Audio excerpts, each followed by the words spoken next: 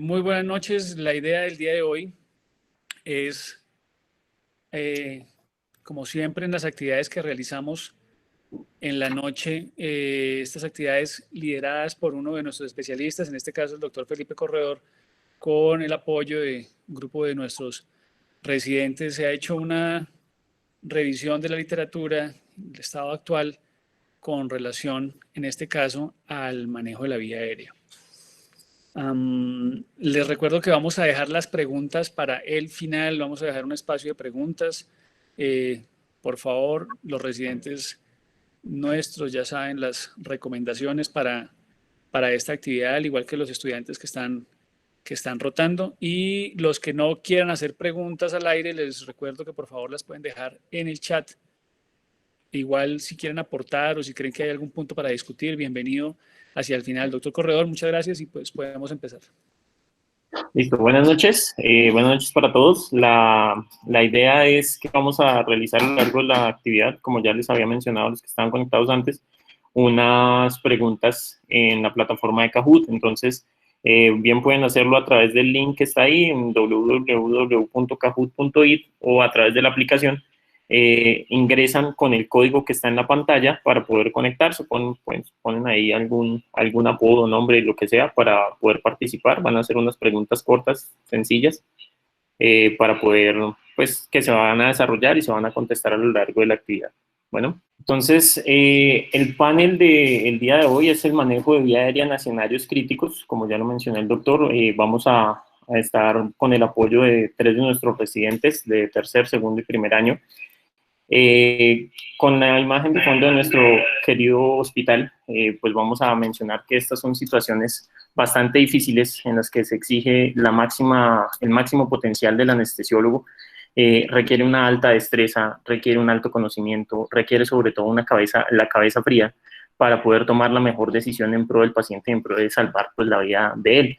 No es una situación fácil y estas van a estar influenciadas por factores humanos, la disposición que tenga el equipo en ese día, cómo se encuentra, el nivel de estrés, de tensión, la disponibilidad de equipos, el estado de esos equipos, con qué contamos, con qué herramientas podemos disponer para abordar la vía aérea de esos pacientes. También qué tan grave va a estar ese paciente. Obviamente, pues un paciente con peores condiciones pues va a ser mucho más difícil. Y también el nivel de entrenamiento y la experticia que se tenga con el manejo de todos estos dispositivos. Pues existen muchos algoritmos. Todos estos algoritmos buscan tener como una guía, un camino, orientarnos hacia qué se debe hacer. Pero si vemos bien, perdón, todos estos algoritmos lo que están diseñados después de que se ha fallado en el primer intento de intubación y pues en intentos posteriores. Y es acá donde se ha centrado como los esfuerzos en el desarrollo de equipos. Como hemos visto a lo largo de todas estas décadas, se han inventado cada vez más equipos que buscan mejorar las condiciones, mejorar la calidad de las imágenes, disminuir el número de intentos, tener una tasa de éxito más alta una vez se aborda la vía aérea. Con las máscaras laríngeas se han tenido pues un desarrollo un poco menor, aunque hemos visto en los últimos años que hay máscaras laringeas que ahora vienen con dispositivos de video que también permiten realizar la intubación, que permiten visualizar la vía aérea. Pero si vemos bien, en las partes más importantes, lo que uno busca con esto es que el paciente ventile y oxigene. Y en esta parte es lo que menos se ha hecho énfasis en el desarrollo, pues más allá de maniobras que hemos conocido y que están descritas desde hace muchos años, no se han desarrollado mayores dispositivos. Y obviamente pues con las técnicas quirúrgicas pues la experiencia también es escasa, casi que anecdótica. Pero lo que sí se busca con todos estos algoritmos, más allá de dar una pauta estricta de decir debe hacer esto, debe hacer esto, debe hacer esto, lo que se busca es tener más de un plan para el abordaje de estos pacientes. Eso es lo que debemos tener claro. Siempre que se vaya a abordar un paciente con una situación, digamos, crítica, como es el caso de este panel, debemos tener más de un plan y debemos tener eso en la cabeza y en mente para realizar pues distintas maniobras y tener presente que podemos necesitar más ayuda de otra persona, de otro anestesiólogo, de otro experto, y también tener claro que debemos estar dispuestos pues, a emplear unas herramientas que pueden, de pronto no vamos a estar familiarizadas en el día a día, sino que son más bien como esporádico el contacto con estas. Entonces, pues nosotros desde, obviamente, los primeros laringoscopios ya hemos avanzado hacia equipos mucho más avanzados. Estos equipos, como ya he mencionado, buscan tener una mejor calidad de imagen, buscan disminuir la manipulación de la vía aérea, disminuir el trauma que eso va a generar sobre las estructuras. Y lo que se busca es pues mejorar la tasa de éxito al primer intento. Pero si bien todos estos equipos, bien sea pues videolaringoscopios, como vemos acá en esta imagen, pero no solamente eso, también dispositivos como los fibrobroncoscopios, requieren sí o sí entrenamiento y preparación. Si nosotros no estamos familiarizados al uso de estos dispositivos, nosotros, pues, el usar un dispositivo con el que no estamos familiarizados, con el que no tenemos el entrenamiento suficiente, pues va a ser mucho peor, como lo vamos a ver pues en el desarrollo de la charla. Se han desarrollado múltiples pues, equipos. Estos equipos van desde los laringoscopios que tienen el canal de trabajo integrado, otros que no lo tienen, otros que son pues, los estiletes rígidos que se han hecho desde hace muchos años. Pero pues todo esto lo que busca es que nosotros tengamos, esta es una imagen que me pareció pues muy llamativa, en el que el carro de vía aérea, además de tener los dispositivos en los cajones, pues vamos a tener el plan y los algoritmos para poder guiarnos y para poder, digamos, tener una pauta en esos momentos, en esas situaciones de estrés. Puede que se pasen cosas, que se omitan cosas, que a uno se le olvide, y pues siempre debemos tener claro qué es lo que debemos hacer, qué equipos usar, y pues en qué momento pedir, ¿por qué no?, la ayuda de una persona que nos pueda orientar y ayudar también en el abordaje de estos pacientes. Entonces, en el panel de hoy vamos a hablar principalmente de 3 ítems: el manejo de la vía aérea del paciente quemado, el manejo de la vía aérea del paciente traumatizado y el manejo del paciente con lesión cervical. Son las situaciones un poco pues, más frecuentes dentro de estas entidades que no llegan todos los días. Sin embargo, pues son situaciones desafiantes, son situaciones difíciles y que requieren todo nuestro reentrenamiento, nuestro conocimiento para poder abordarlas y pues que se mejoren los desenlaces. Entonces, vamos a continuar con la presentación, con el abordaje, el manejo, del manejo de la vía aérea con el paciente quemado. Buenas noches para todos.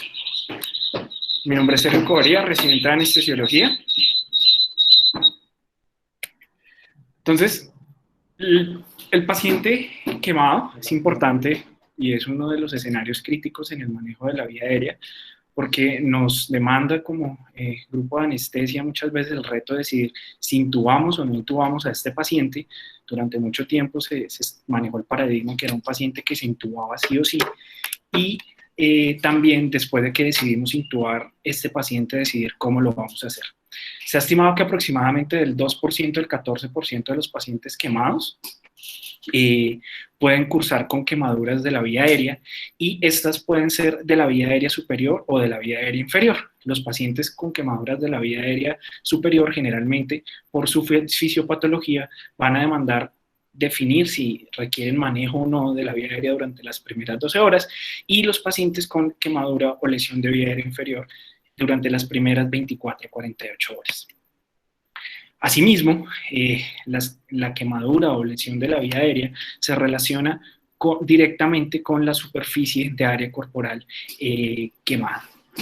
Hemos visto aquí, por lo menos en esta gráfica, podemos ver cómo en la medida o en el porcentaje que la superficie de área corporal quemada aumenta, asimismo aumenta la incidencia de lesión de vía aérea.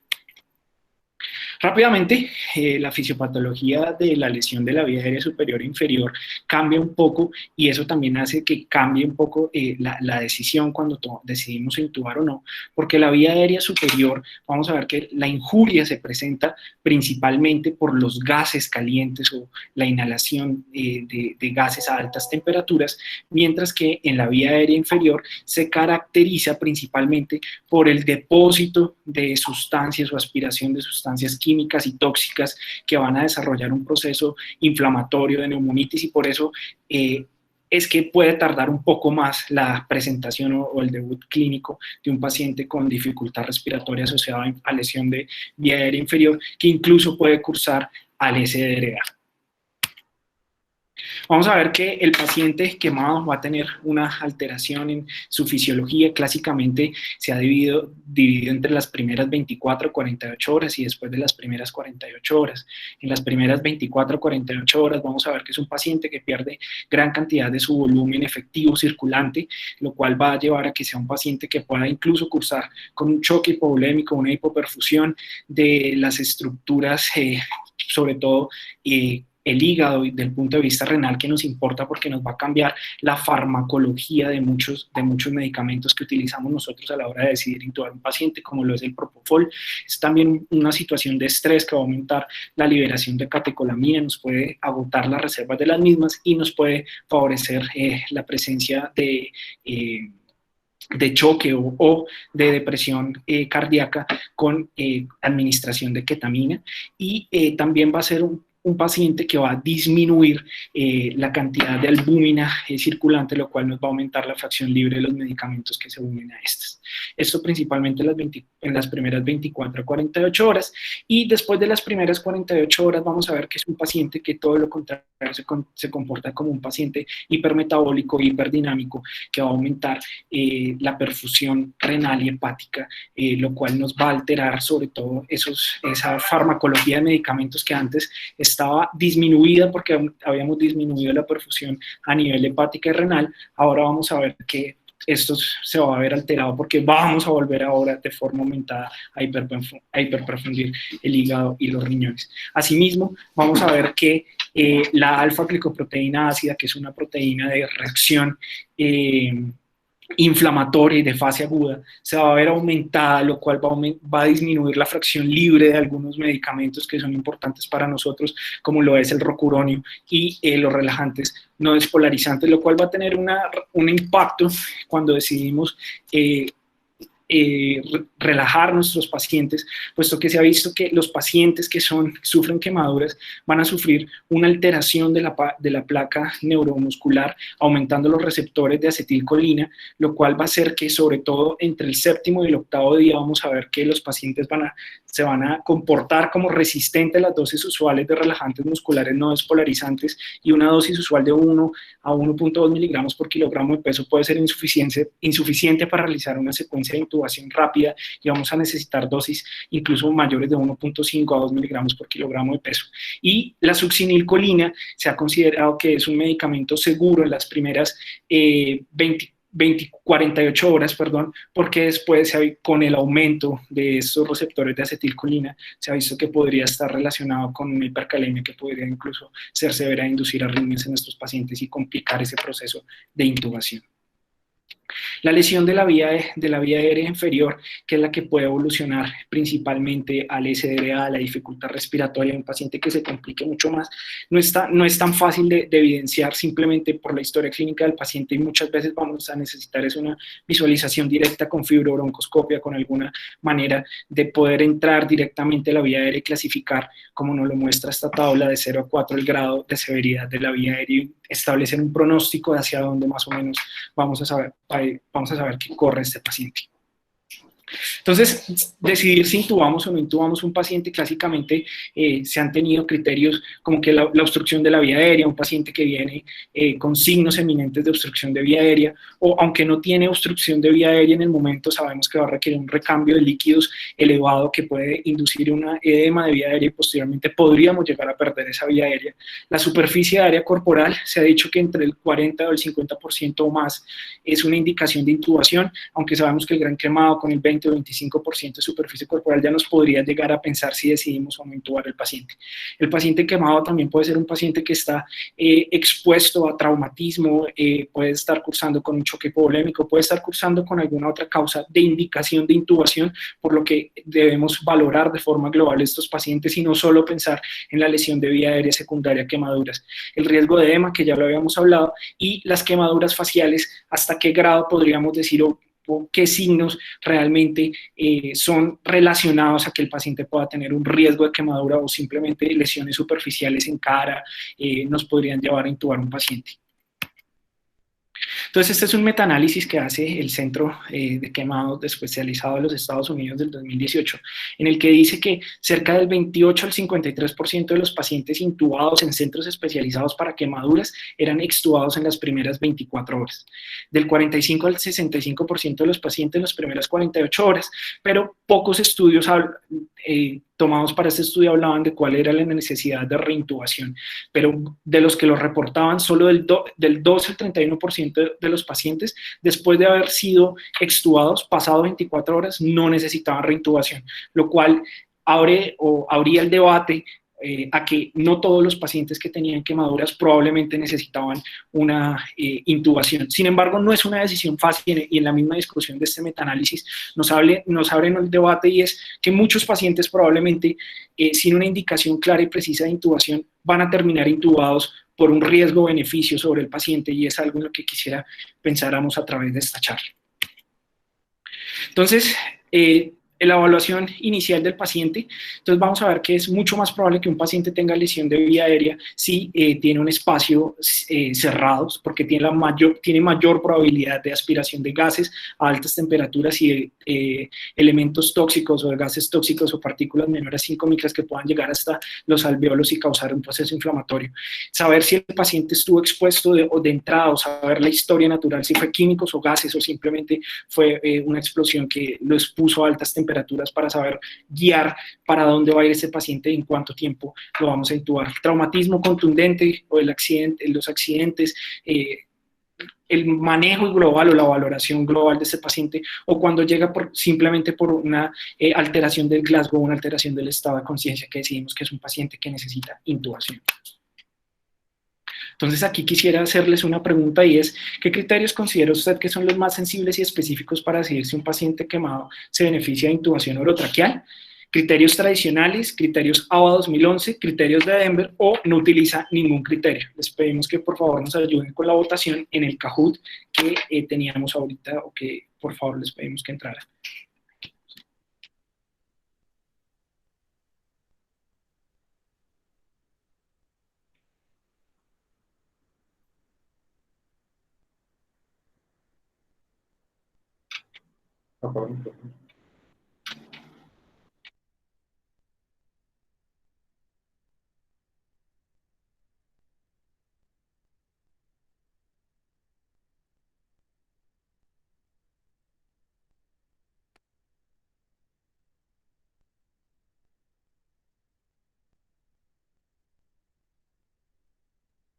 Aló, buenas noches.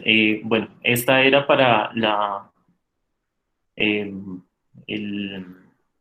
una de las tres preguntas que vamos a hacer, y era qué criterios consideran ustedes que son los más sensibles para determinar si el paciente que ha cursado con una quemadura se beneficia o no. Pues necesitamos que entren a la plataforma para que se puedan registrar las votaciones. Bueno, entonces vamos a seguir con la presentación.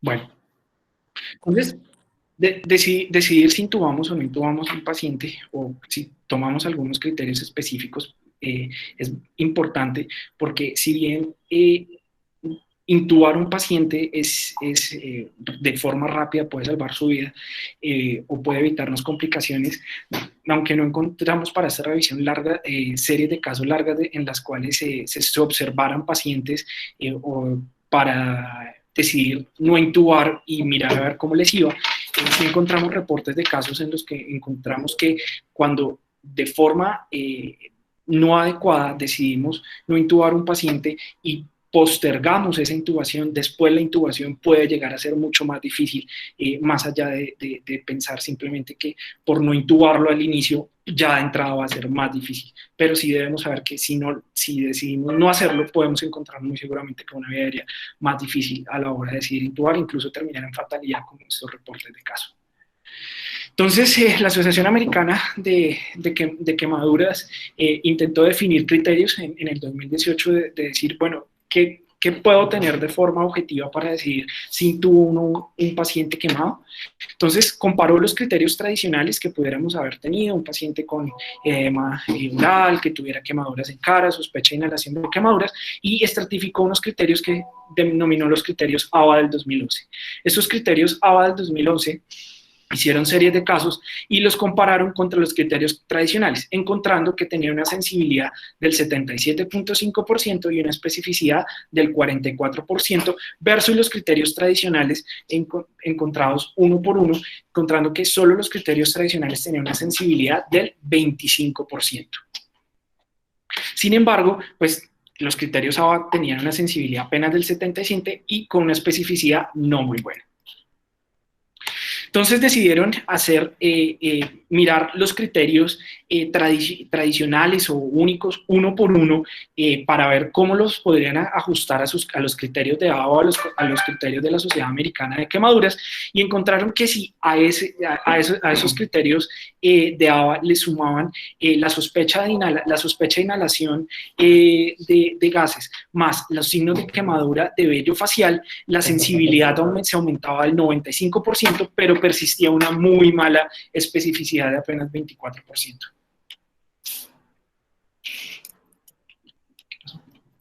¿Qué me estás presentando?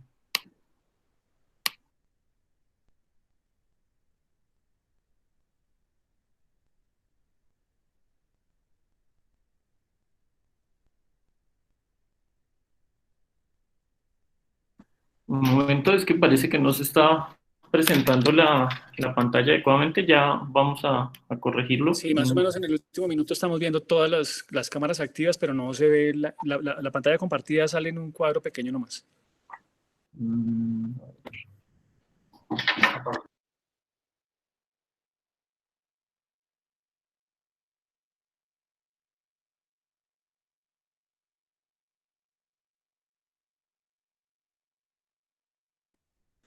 Mientras tanto, María del Mar, una pregunta. Las personas que estaban opinando con relación en el chat, con relación a no poder ingresar a Kahoot, ¿hay un límite de votantes que tiene la aplicación?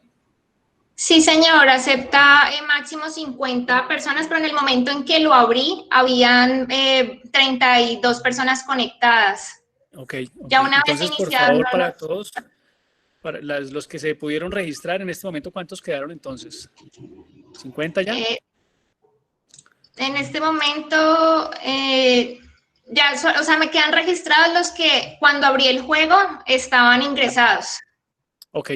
Entonces, para la próxima pregunta, les pedimos que los que alcancen a ingresar, por favor, se registren rápido para que puedan acceder al voto, y pues el resto ya sabemos que no nos va a permitir la aplicación más de 50 personas, pero por favor, inténtenlo todos. Gracias.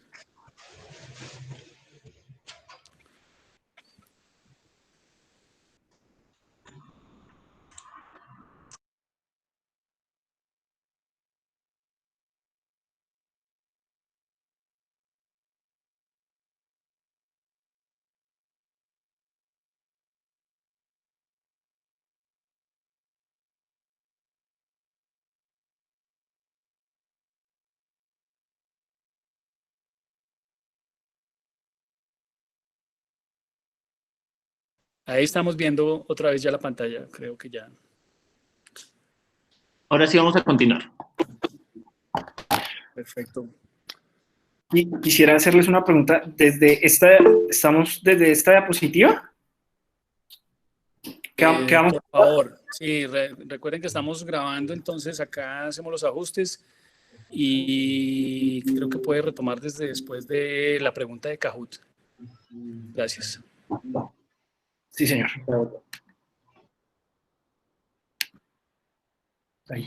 Bueno, entonces aquí les mostramos una serie de casos, reportes de casos en las que decidir intubar o no intubar un paciente y diferir un paciente sin criterios adecuados nos puede llevar a que nos enfrentemos posteriormente a una vía aérea difícil, probablemente incluso no poder hacer un manejo de la misma, incluso desenlaces fatales para los pacientes, por lo que se ha intentado estandarizar una forma adecuada para decidir qué pacientes intubar o no intubar.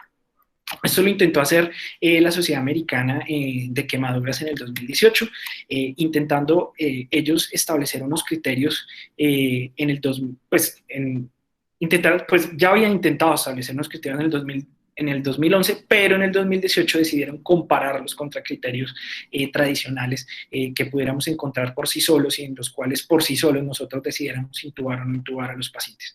Cuando compararon estos criterios ABA contra los criterios tradicionales, era la sensibilidad que les había comentado ahorita, una sensibilidad del 77.5% y una especificidad del 44%, contra los tradicionales de apenas el 25%. Sin embargo, era una sensibilidad todavía no tan buena y una especificidad en realidad bastante mala.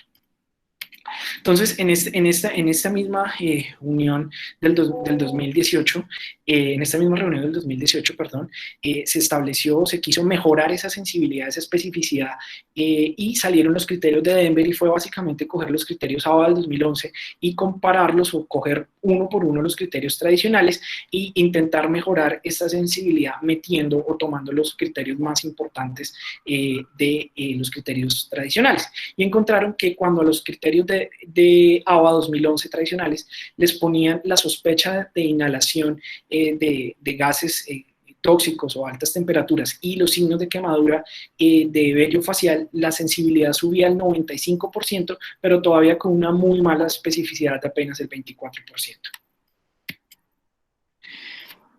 En el 2020, este año, entonces, la misma Sociedad de Quemaduras de los Estados Unidos quiso comparar cómo les había ido en sus centros de especialidad de quemados, siguiendo los criterios de Denver, y encontraron que en este estudio que el 95% de sus pacientes cumplían los criterios de Denver, pero aún aunque tenía muy buena sensibilidad, vemos los efectos de tener una mala especificidad, viendo que hasta el 30% de los pacientes fueron extubados durante las primeras 48 horas. La Sociedad Francesa de Anestesiología también este año nos saca una revisión para el manejo integral de los pacientes que sufren quemaduras, y también nos llaman a pensar sobre el hecho de si todos los pacientes deberían ser intubados o no. Y ellos nos dan 3 criterios a valorar, en los que nos ponen en contexto de que no todos los pacientes deberían ser intubados de ingreso, y que deberíamos considerar 3 criterios si son las quemaduras circunflejas y profundas a nivel del cuello, los síntomas de obstrucción de la vía aérea, que muchas veces no son tan sencillos de identificar, y la extensión de las quemaduras en una superficie mayor al 40%. También vamos viendo que más allá de los simples criterios clínicos o de las escalas, pudiéramos llevar o incluso pensar en si valoramos o no valoramos de alguna forma imagenológica directa o bajo visión directa la vía aérea para decidir si intubamos o no intubamos el paciente, sin que esto tenga que ver o retrase la decisión de intubar o no intubar los pacientes.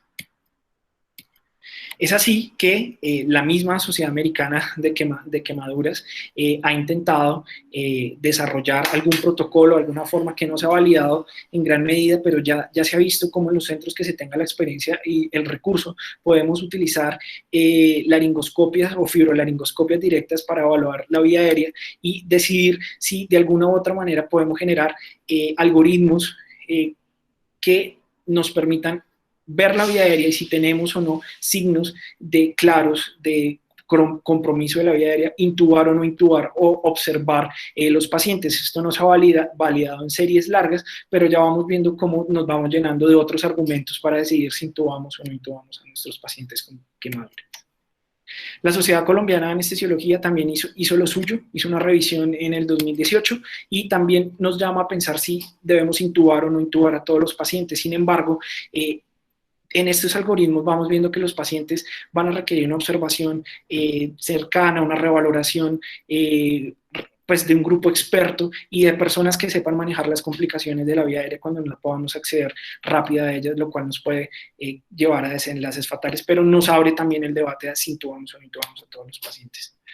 En situaciones austeras de desastre o complicaciones, también la Sociedad Americana de Quemados nos llama a pensar, ¿es necesario intubar o no a todos los pacientes?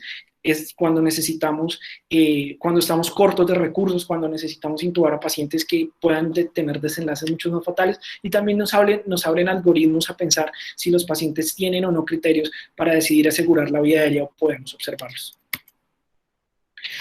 Hay pacientes que aunque están quemados, tienen quemadura, probablemente van a tener una baja probabilidad de requerir intubación. Son aquellos pacientes que tienen causas diferentes a quemaduras por fuego, pacientes que tienen, o por llama, por decirlo de alguna manera, pacientes que sufren quemaduras por electricidad, probablemente tendríamos que valorarlo, paciente que no está quemado en espacios cerrados, el área de superficie corporal menor, y las heridas o las quemaduras no superficiales, o cuando podemos acceder a centros de referencia o personal de mayor experiencia a menos de 3 horas, lo cual pues habría que valorarlo en nuestro medio.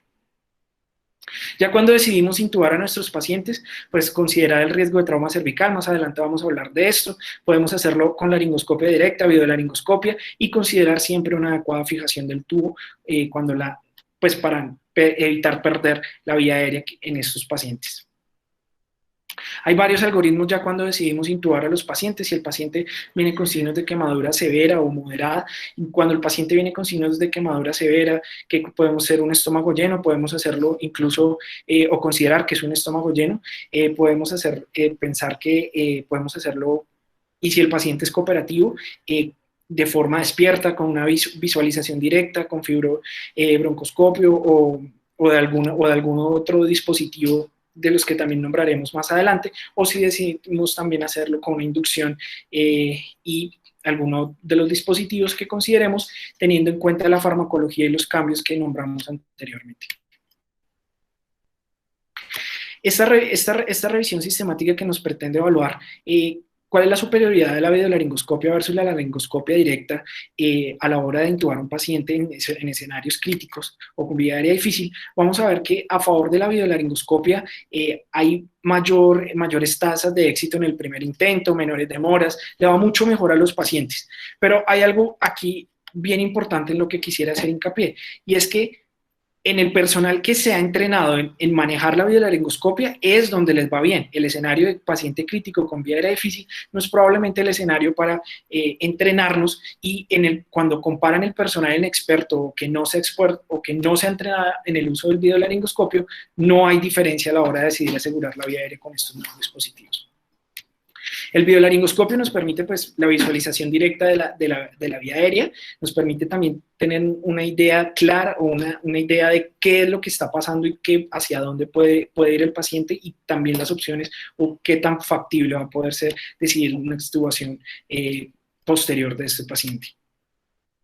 En conclusión, pues una valoración juiciosa del paciente, tenemos uso de escalas que nos pueden ayudar a apoyar si decidimos o no intubar al paciente en el sitio, en el sitio que estén disponibles, y la persona está entrenada de hacer imágenes directas y decidir si intuba o no intuba al paciente puede ser una ayuda válida para sustentar una no intubación de un paciente que por otros criterios o por otras consideraciones de entrada hubiera sido un paciente que se considera para intubación. Sin embargo, como lo decía el metaanálisis, probablemente muchas intubaciones van a ser en pro del paciente y se deben evitar demoras para evitarnos enfrentar posteriormente a unas vías aéreas más difíciles. Sin embargo, como lo hablaba al principio el doctor Felipe, probablemente el factor humano y tener protocolos claros y sobre este tema y entrenarnos en cómo afrontar esta vía nos va a hacer, en esta vía aérea nos va a hacer que sea una decisión un poco más sencilla a la hora de hacerlo, aunque persiste siendo un debate en cuanto al abordaje de estos pacientes. Muchas gracias.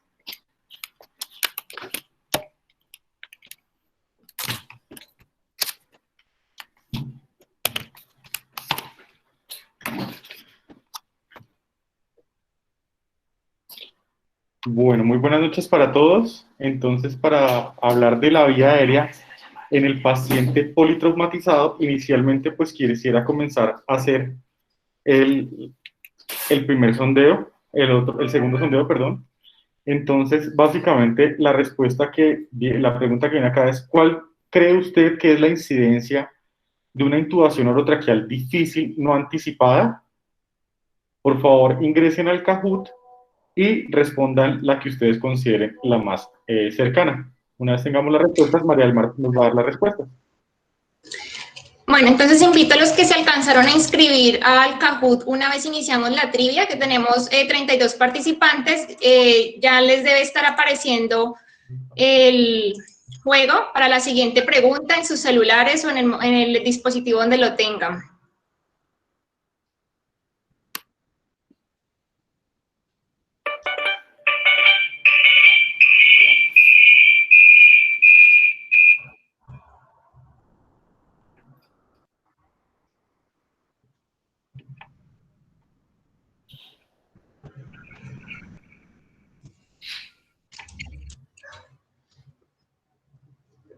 Entonces, una vez pues finalizamos, no sé si hay algún de los participantes que hubo inconvenientes, pero no se nos registraron preguntas, a pesar de que me aparecen registrados 36 jugadores en este momento en la trivia.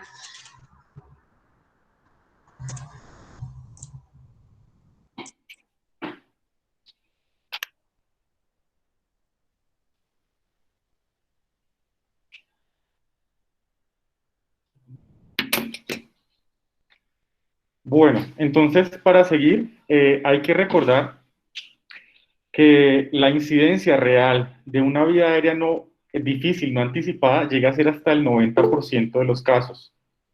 Entonces, ya para dar inicio a la conferencia como tal, hay que recordar que el manejo de la vía aérea en paciente de trauma presenta numerosos desafíos que van más allá de la simple, entre comillas, introducción de un tubo endotraqueal. Y los resultados de nuestros pacientes van a depender de la capacidad del proveedor para anticipar la dificultad.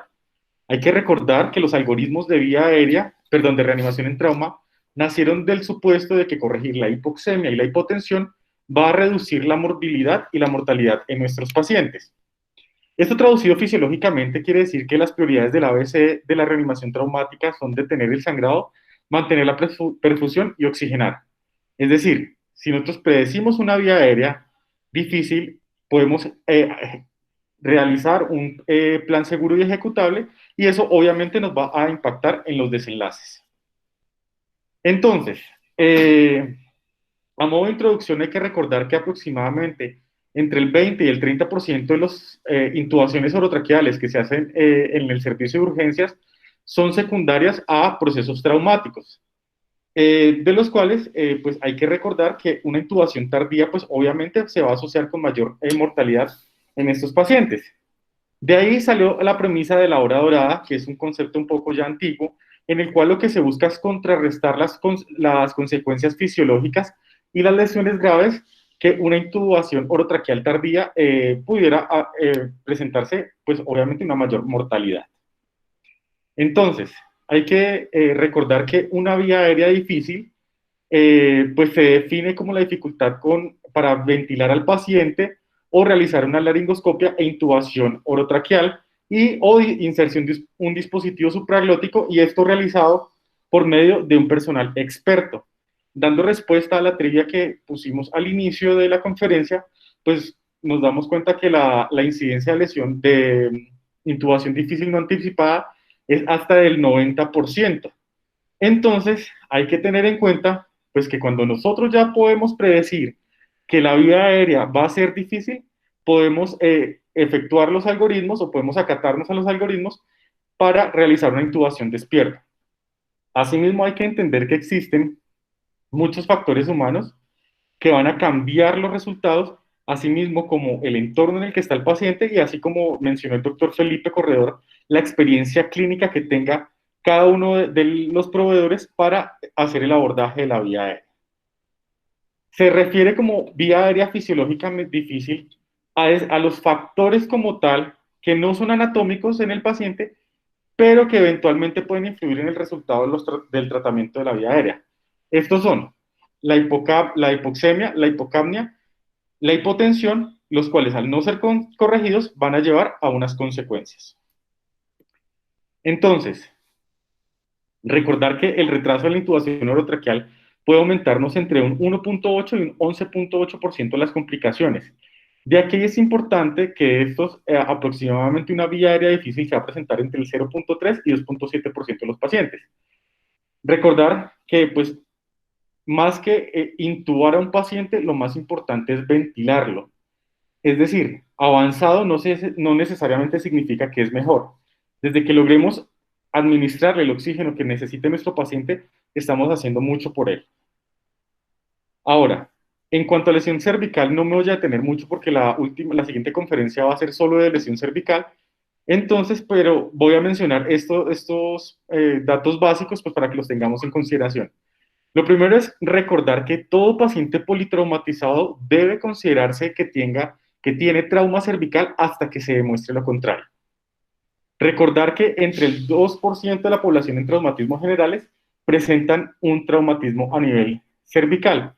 Y si el paciente tiene una lesión a nivel de la región craneofacial, la incidencia se aumenta hasta un 6 u 8% aproximadamente. Importante recordar también que los pacientes usualmente vienen con un collar de Filadelfia. El collar de Filadelfia realmente no tiene mucha evidencia en cuanto a la inmovilización cervical y se dice que solo inmoviliza el 25% de la movilidad cervical. Sin embargo, nos ayuda a los proveedores a recordar que el paciente tiene una posible vía aérea, una posible lesión cervical y a manejarlo como tal para evitar presentar más lesiones. En ese sentido, una de las conductas que se deben tomar, es la inmovilización manual o las maniobras de inmovilización lineal manual, las cuales, como ustedes ven en esta figura, están mal realizadas. La idea es que cuando se haga una intubación, cuando se haga la inmovilización manual, se deje abierta la cavidad oral del paciente, pues para poder tener acceso a la vía aérea del mismo. En dicho sentido, hay que recordar otras complicaciones que podemos tener en la vía aérea traumatizada. Una de esas es la vía aérea contaminada, las cuales, como bien sabemos, bien sea porque la cavidad oral tenga sangre o vómito, esto nos va a disminuir la tasa de éxito en la primera intubación en todos los pacientes. Asimismo, hay que recordar que cuando hay una disminución del nivel, o sea, la disminución del nivel de conciencia, la disminución de los reflejos protectores de la vía aérea, la disminución del vaciamiento gástrico, eso usualmente se da en el trauma y nos va a aumentar el riesgo de hacer una aspiración de contenido gástrico. Siempre comenzar con la premisa de que si estamos viendo sangre o contenido gástrico en la boca del paciente, tenemos que pensar que muy seguramente eso es solo una pequeña fracción de lo que nos podemos encontrar ante una secuencia de inducción rápida y como tal debemos actuar y prepararnos. También es importante recordar que durante la fase de preoxigenación, estos pacientes debemos evitar siempre la ventilación con presión positiva, o sopesarla muy bien riesgo-beneficio, puesto que la ventilación con presión positiva lo que puede hacer es que eventualmente al vencer la fuerza o la presión de apertura del esfínter esofágico inferior, haya una regurgitación del contenido gástrico y podamos deteriorar más a nuestro paciente por una aspiración. Siempre preoxigenar muy bien a nuestro paciente, optimizar la posición pues para evitar la broncoaspiración y siempre tener una succión rígida, o idealmente tener dos succiones pues para el manejo de nuestra vía aérea contaminada.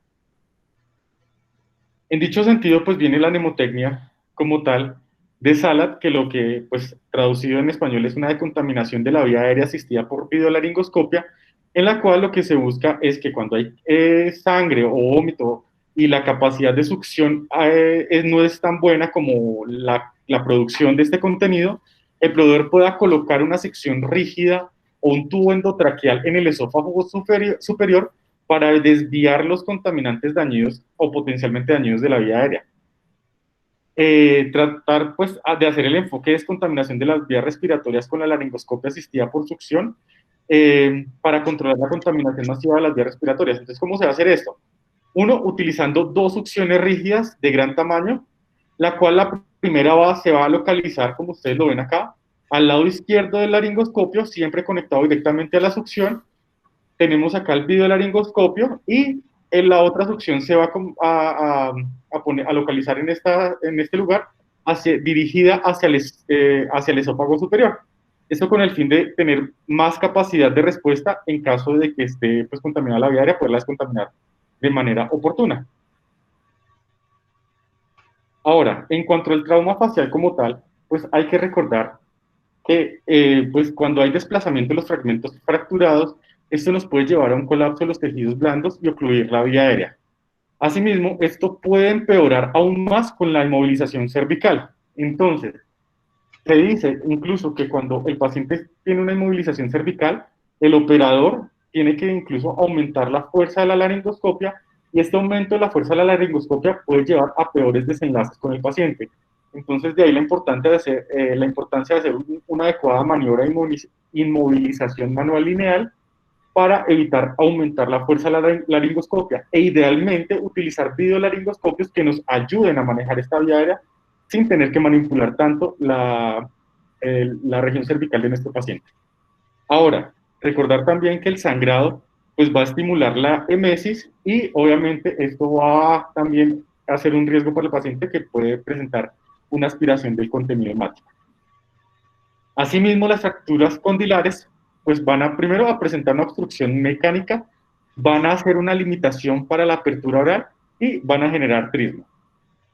La distorsión del macizo facial, pues lo que va a hacer es que uno no puede hacer un sello adecuado en la vía aérea del paciente, y si adicional a eso el paciente tiene una lesión importante, podemos generar un enfisema subcutáneo o incluso llegar hasta presentar un neumomediastino en condiciones más graves para el paciente. En cuanto al trauma de la vía aérea, pues hay que recordar que es aproximadamente el 1%, de los cuales el 0.4% va a ser un trauma cerrado y el 4.5% van a ser lesiones penetrantes. Como les mencionaba previamente, hay que evitar la presión positiva, puesto que esto nos puede generar o aumentar un neumotórax, un neumomediastino o un enfisema subcutáneo. Ahora, ¿cuál es la clínica como tal del trauma en la vía aérea? No, sí, pero sí o no. Sí, como diciendo, lo ha hecho, como sí. Perdón, ¿podrían apagar el micrófono? Sí, no hay duda. Bueno, entonces, continuando, la clínica del trauma en la vía aérea, pues primero se puede evidenciar una solución de continuidad. El paciente va a presentar disfagia, ronquera o estridor. Aparte de todo, se va a ver un sangrado evidente en la vía aérea superior, se va a ver un enfisema subcutáneo y puede también evidenciarse un hematoma expansivo. Todos esos signos nos hacen pensar que el paciente tiene un trauma como tal en la vía aérea superior. Ahora, ¿qué hacer cuando tenemos un paciente con un trauma en la vía aérea? Lo primero es mirar dos escenarios. ¿Nuestro paciente está estable o está inestable? Si nuestro paciente está estable, hay que mirar si nuestro paciente coopera o no coopera. En el caso de que nuestro paciente coopera, pues hay que considerar rediferir las imágenes, transferirlo al quirófano y realizar una intubación despierta por medio de un endoscopio flexible, o realizar una traqueostomía de manera despierta también. Ahora, si nuestro paciente no coopera, pues hay que tratar de hacer que nuestro paciente coopera. Si nuestro paciente coopera, pues volvemos al mismo punto, una intubación con un endoscopio flexible o traqueostomía despierta. Pero si definitivamente nuestro paciente no coopera o nuestro paciente se encuentra muy inestable, tenemos que realizar una secuencia de intubación rápida, idealmente realizada con un videolaringoscopio o con un fibrobroncoscopio flexible si está disponible en el momento. Entonces, ¿qué recomendaciones adicionales tenemos que tener en cuenta en nuestros pacientes? Lo primero es que los pacientes que tienen hipotensión e hipoxemia, la mortalidad se aumenta significativamente más que si tuvieran solo hipotensión o que si tuvieran solo hipoxemia. La suma de estos dos factores de riesgos es logarítmica. Es decir, no es aritmética, sino que la suma de estos dos factores multiplica el riesgo para nuestros pacientes. En dicho sentido, cuando nuestros pacientes están con una hipotensión significativa o tienen un índice de shock mayor de 0.8, hay que disminuir la dosis del agente inductor hasta el 50% de la misma. Recordar también que como se altera la perfusión de los pacientes, hay que tener un tiempo de latencia un poco más prolongado para permitir que el inductor haga su efecto y no aumentar la dosis, porque lo que pasa en algunas ocasiones es que se le administra la dosis al paciente y nosotros decimos a los 30, 45 segundos que el paciente todavía no ha perdido conciencia, entonces no, póngale más propofol o póngale más inductor, el que estemos utilizando. ¿Qué es lo que pasa? Lo que pasa en este caso es que cuando se le administre la dosis final al paciente, el paciente va a estar muy choqueado y eventualmente se va a comprometer mucho más. Asimismo, en los casos de que lo ideal es utilizar succinilcolina, pero en los casos de que no esté disponible y tengamos rocuronio, hay que recordar que podemos realizar la misma con una dosis de intubación de 1.2 miligramos por kilogramo, es decir, 2 dosis de intubación. 2 dosis de intubación, 4 dosis efectivas 95. Acá en este estudio, lo que se evidenció fue un ensayo aleatorizado en el cual sopesaron el rocuronio versus succinilcolina en intubación endotraqueal en escenarios de urgencia. Entonces, lo que hicieron fue un ensayo clínico multicéntrico en 17 unidades médicas de emergencia francesas. Fue un estudio simple, ciego, aleatorizado de no inferioridad, en los cuales a 624 pacientes se les administró rocuronio a 1.2 miligramos y a otro grupo similar se les administró 1 miligramo de succinilcolina por kilogramo de peso. En total fueron 1.248 pacientes y este estudio fue realizado desde enero del 2014 hasta el 31 de agosto del 2016. El grupo fue bastante homogéneo. ¿Y cuáles fueron los resultados? La inducción igual fue similar, pero ¿cuáles fueron los resultados? La intubación exitosa en el primer intento fue de 455 pacientes en el grupo de rocuronio frente a 489 pacientes en el grupo de succinilcolina, lo que da una diferencia de 4.8%.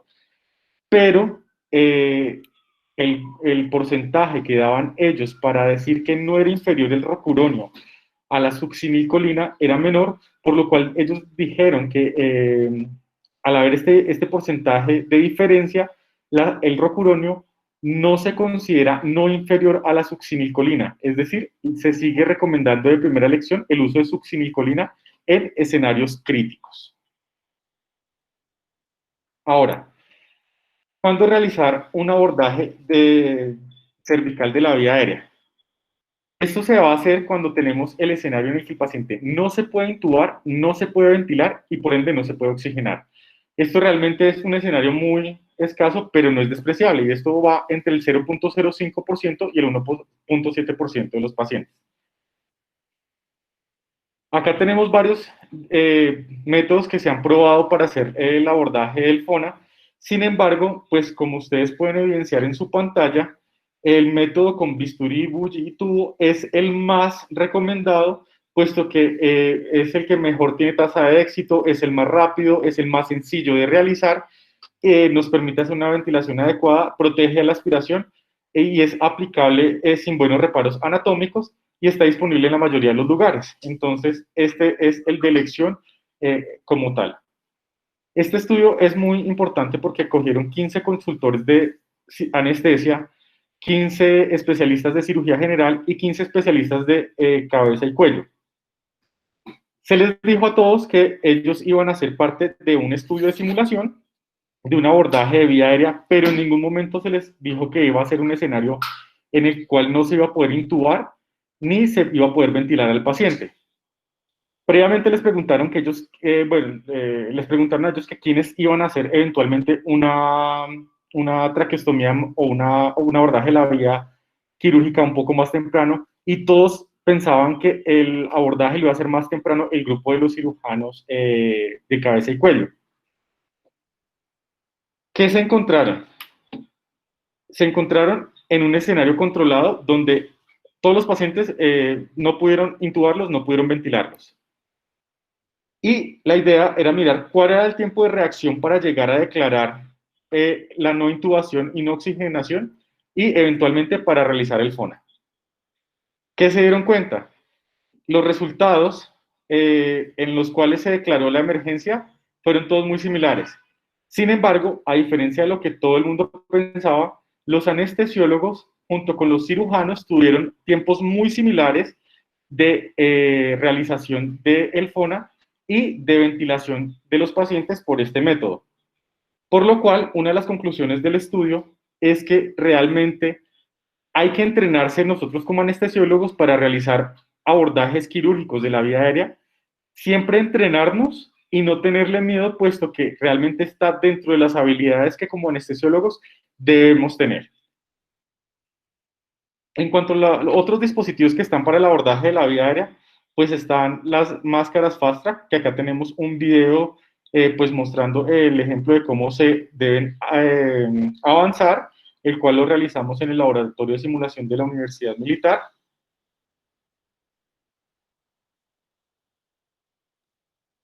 Y acá tenemos otros dispositivos que, como lo mencionaba el doctor Felipe Corredor, digamos, hacen parte de los nuevos manejos de la vía aérea.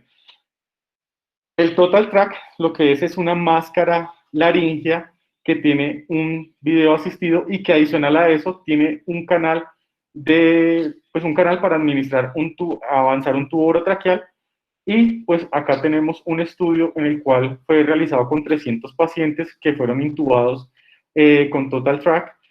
Utilizaron pacientes, como les digo, 300 mayores de 18 años, entre ASA 1 y 3, que fueran llevados a cirugía programada con anestesia general, que no llevaron, o los criterios de exclusión fueron para mujeres embarazadas o que tuvieran factores de riesgo para aspiración gástrica, que tuvieran alergia a algún medicamento utilizado en la anestesia, que tuvieran enfermedad pulmonar grave. Esos fueron descartados. ¿Qué se evidenció? Que en los pacientes que se fueron intubados con Total Track, la visualización de la glotis se vio en todos los pacientes. Sin embargo, solo 249 pacientes fueron intubados en el primer intento. Pues realmente es un dispositivo bueno, pero pues todavía toca estudiarlo un poco más. Igual, esto era lo que les quería mencionar. Muchas gracias por su atención.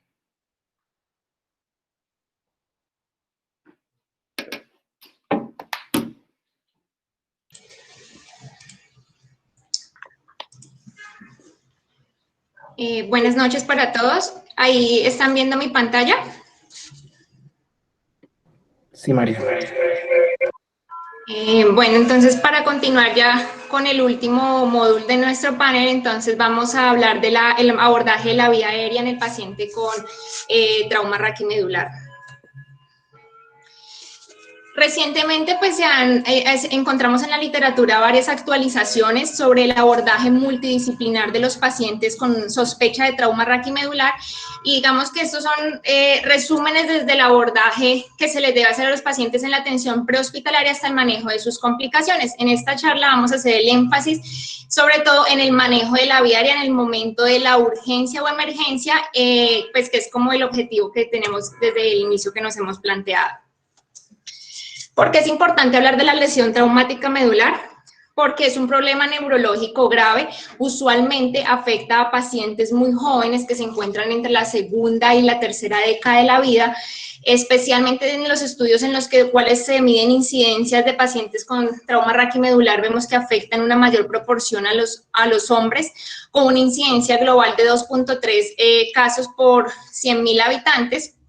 Y esto pues lo que nos va a generar es que implica altos costos para los servicios sanitarios, especialmente en las complicaciones que van a tener estos pacientes en su calidad de vida. Básicamente están dadas por una pérdida de la función motora y sensorial, espasticidad, dolor neuropático crónico, disreflexia autonómica, entre las más comunes. ¿Cuáles van a ser los dos principales mecanismos de daño? El daño mecánico, que es el inicial, y usualmente es un daño que se va a producir por la deformación local y por la cinemática y la transformación de la energía en el momento del accidente. Este es un punto en el que, por ejemplo, los pacientes que puedan tener lesiones a nivel o fracturas a nivel de la columna cervical sin un desplazamiento, y en el momento de que se haga una intubación no se haga una adecuada estabilización cervical, podrían presentar un daño posterior.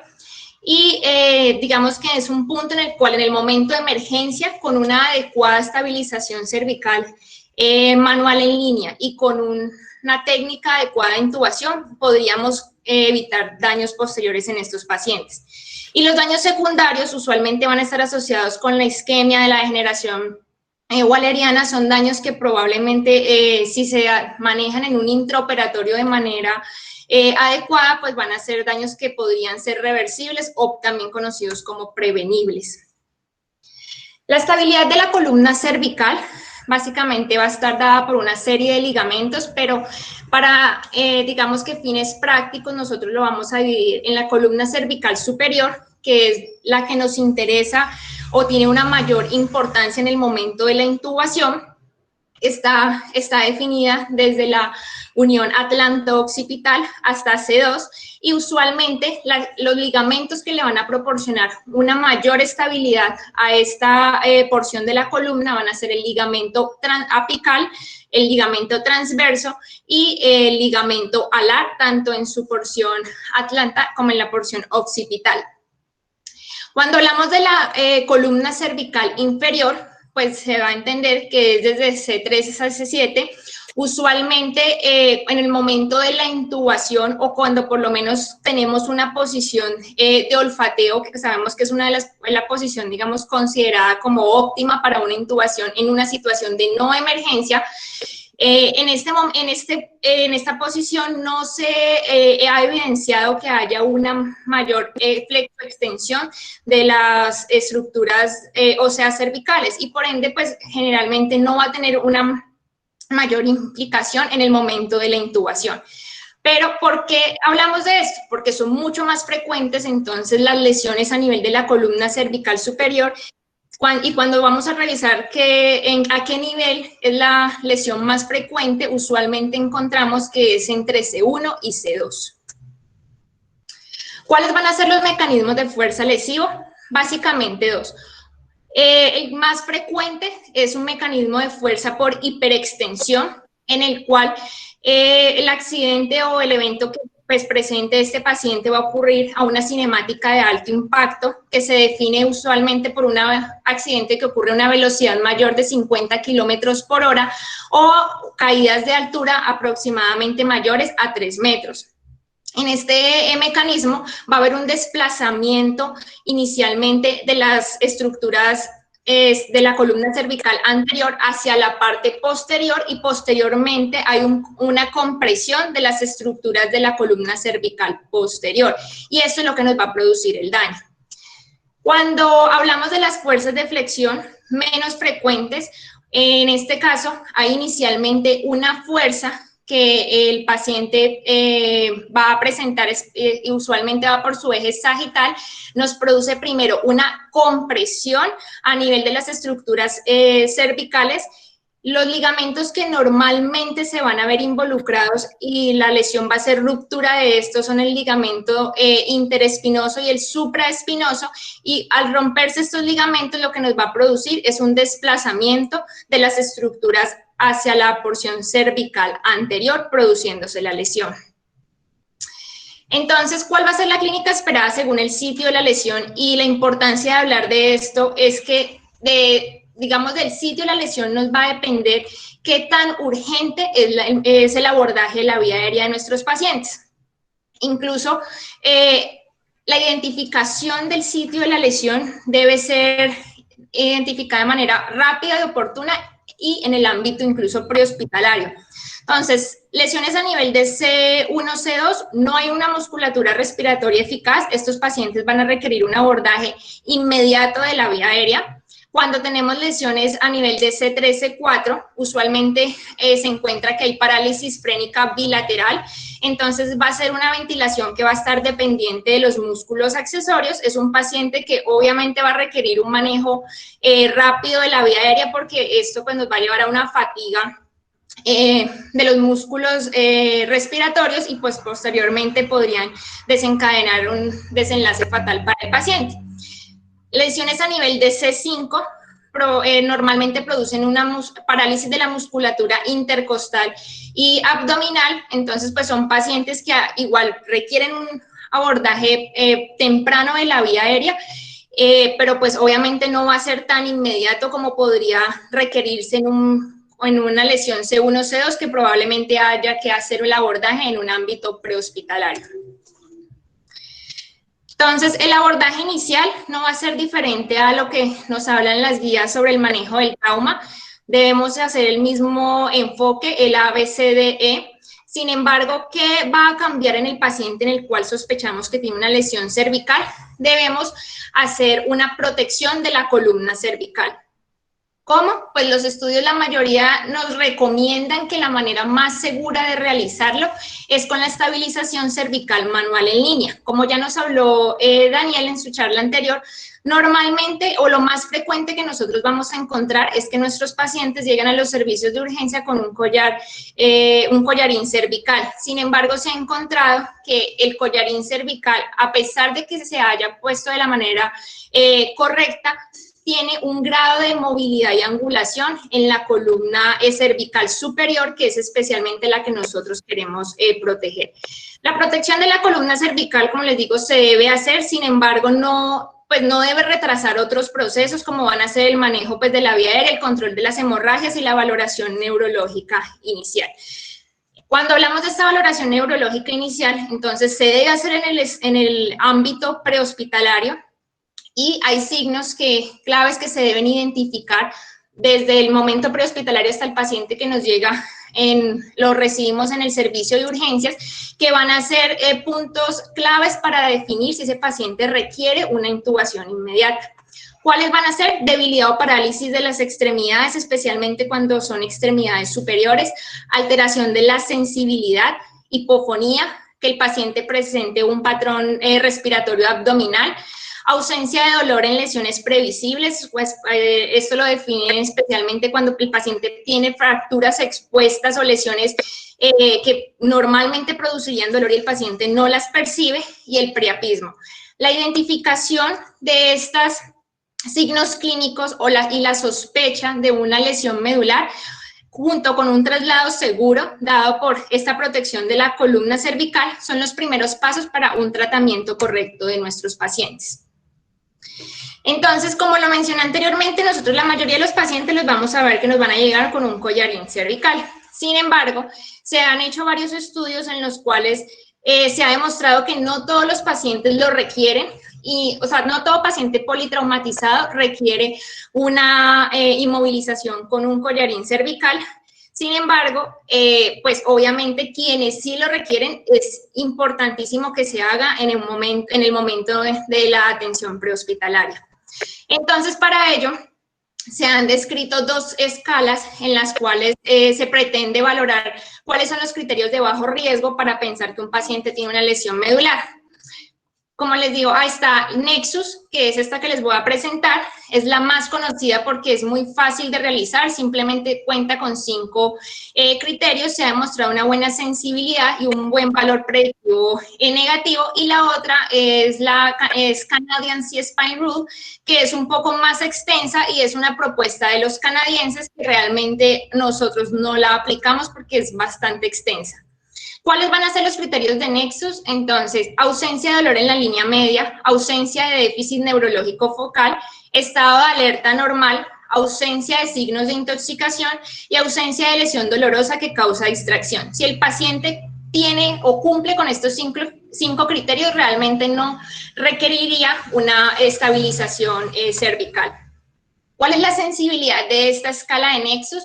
Tiene una sensibilidad del 90.7%, pero pues lo mejor que tiene es su valor predictivo negativo, en el cual es del 99.8%, lo que nos indica que realmente clasifica muy bien a los pacientes que no requerirían una estabilización cervical.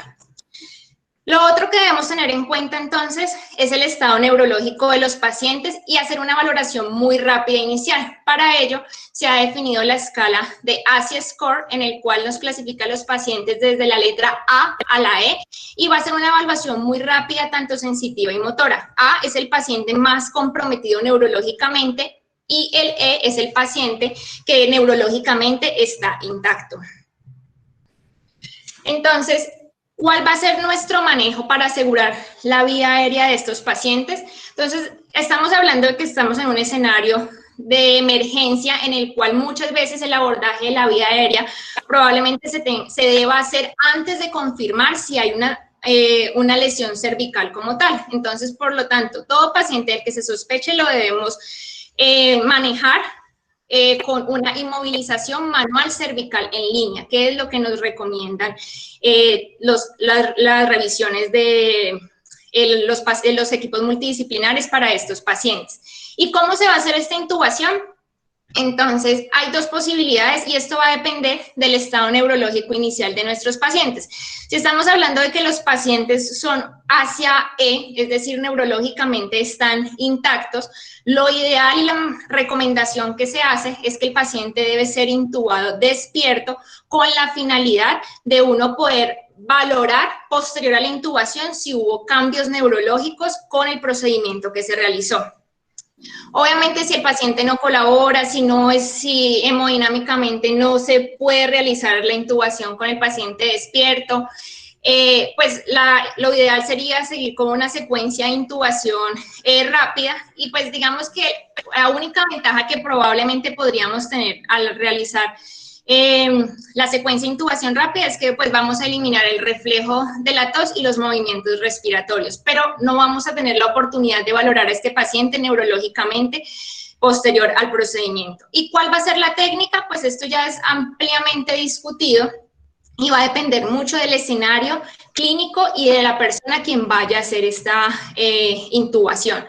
Si estamos en una institución donde en un nivel 1, donde no tenemos equipos para el manejo de la vía aérea, equipos avanzados para el manejo de la vía aérea, pues la única opción que tendríamos es hacer una laringoscopia directa, porque pues está por encima de la vida de este paciente. Sin embargo, si estamos en una institución o en un centro de referencia de trauma donde tenemos otro tipo de equipos, pues lo ideal sería que la laringoscopia se haga con el personal más entrenado y si hay disponibilidad de fibrobroncoscopio o videolaringoscopio serían los dispositivos que menor probabilidad de lesión cervical nos van a producir. Y pues más adelante vamos a revisar por qué les estoy diciendo esto. Digamos que en primera instancia y cuando hablamos de que de pronto estos pacientes van a llegar a un centro de atención nivel 1, la única opción que tenemos es hacer una laringoscopia directa con las hojas convencionales, entonces entramos a evaluar qué tipo de hoja sería la ideal para uno hacer la laringoscopia.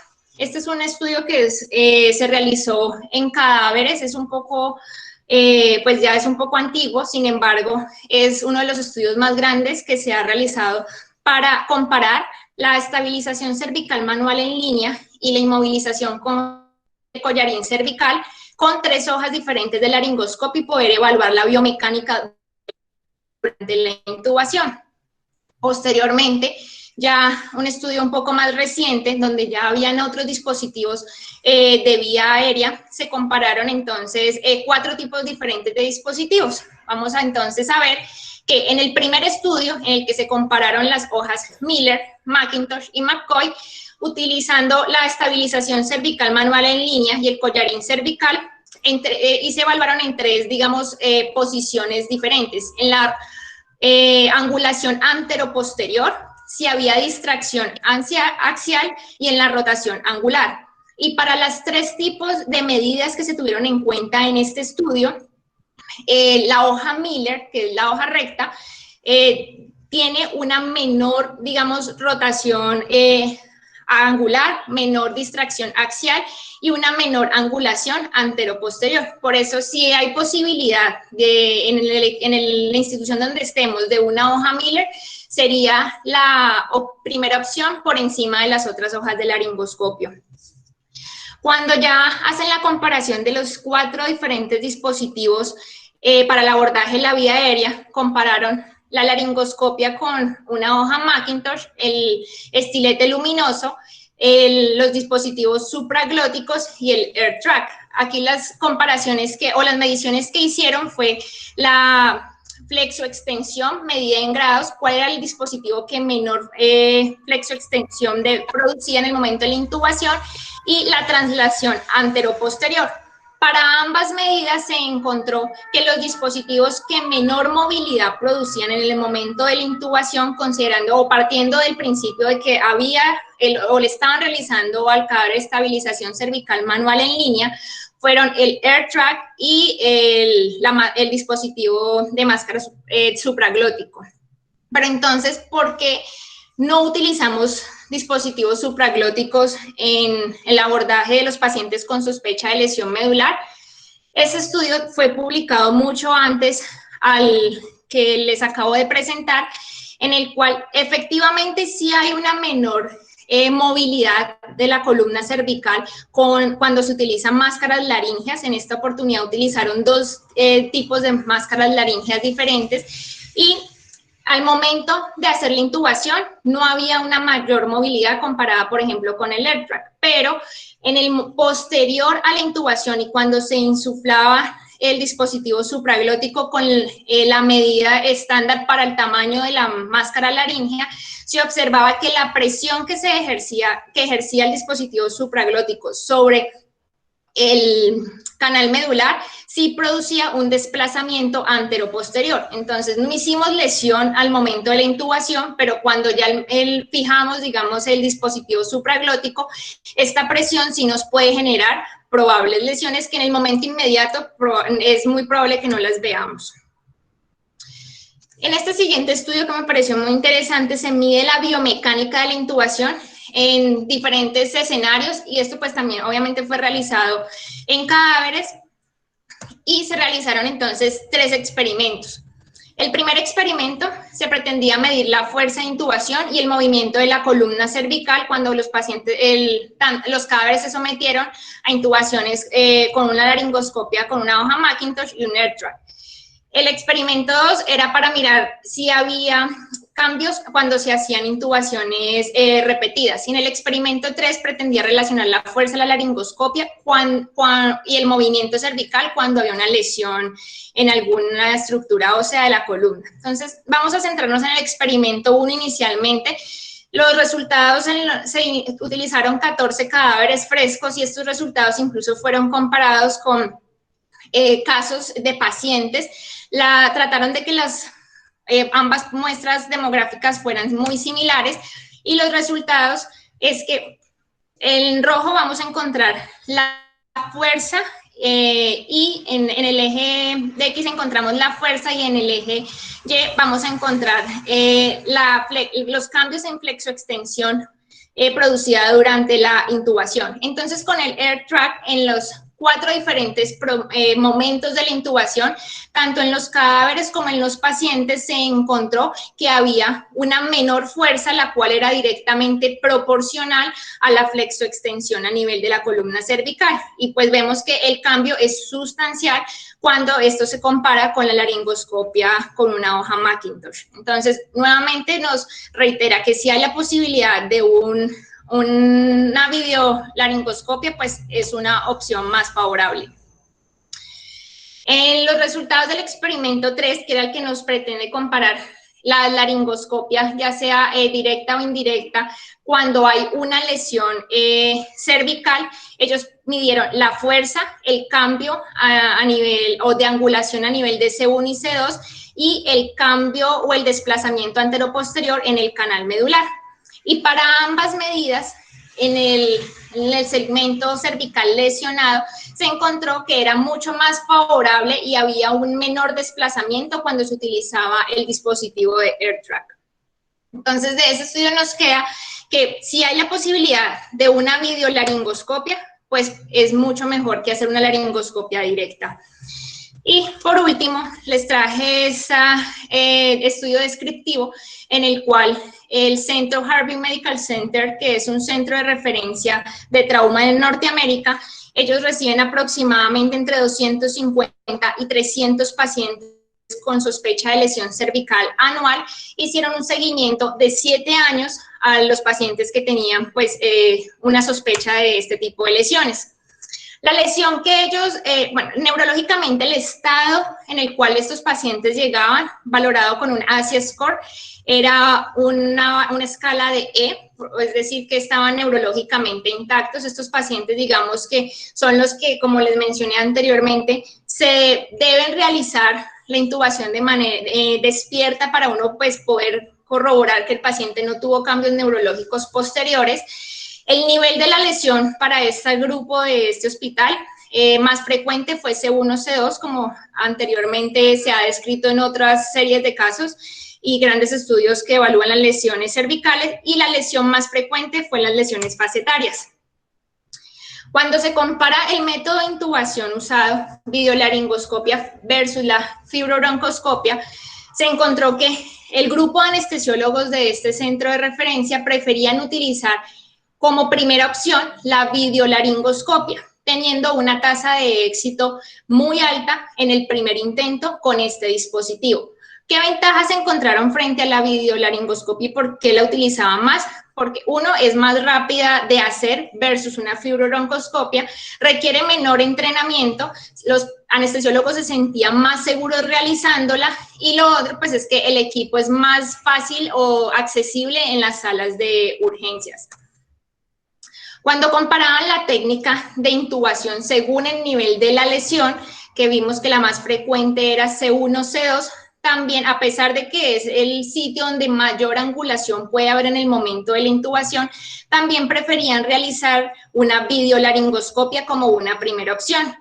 Y también teniendo en cuenta que al momento del primer intento, en la mayoría de los pacientes fue exitosa esta intubación. Sin embargo, cuando comparaban el estado neurológico inicial del paciente, en los pacientes que llegaban con un ASIA-A, que son los que neurológicamente están más comprometidos, sí se prefería utilizar como primer método, pues para hacer el primer intento de intubación, una fibrobroncoscopia.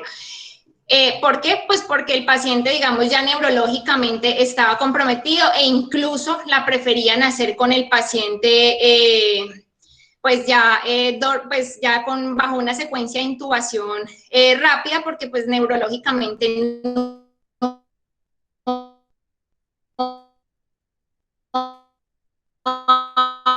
había que valorar. La técnica de intubación respecto a la estabilización cervical, vemos que la mayoría de estos pacientes en este centro de referencia también llegaban, como a nosotros nos pasa, con un collarín cervical.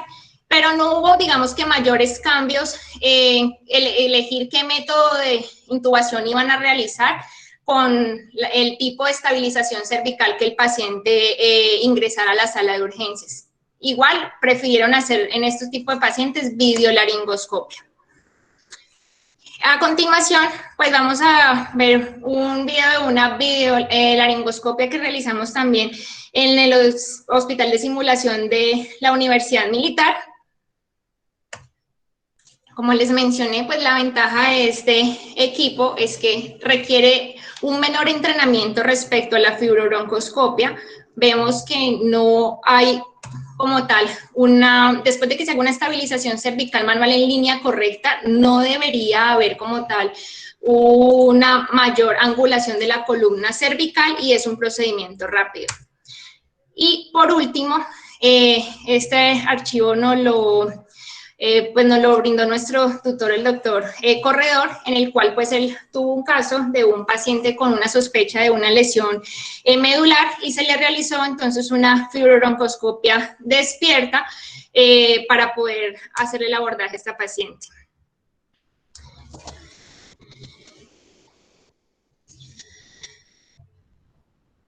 Bueno, en este caso sí puntualmente era un paciente, como mencionaba María del Mar, con un trauma raquimedular como a nivel de C4, C5, que tenía un ASIA-C, y pues había que asegurar la vía aérea para la fijación. Como vemos acá en el video con el uso del fibrobroncoscopio, es una técnica que, si bien pues vamos a tener un éxito casi que asegurado, porque pues estamos viendo directamente todas las estructuras y sabemos que ya estamos en tráquea, que se va a pasar el tubo y se va a dejar en una adecuada posición, pues es incómodo para el paciente porque vamos a seguir teniendo pues el reflejo tusígeno.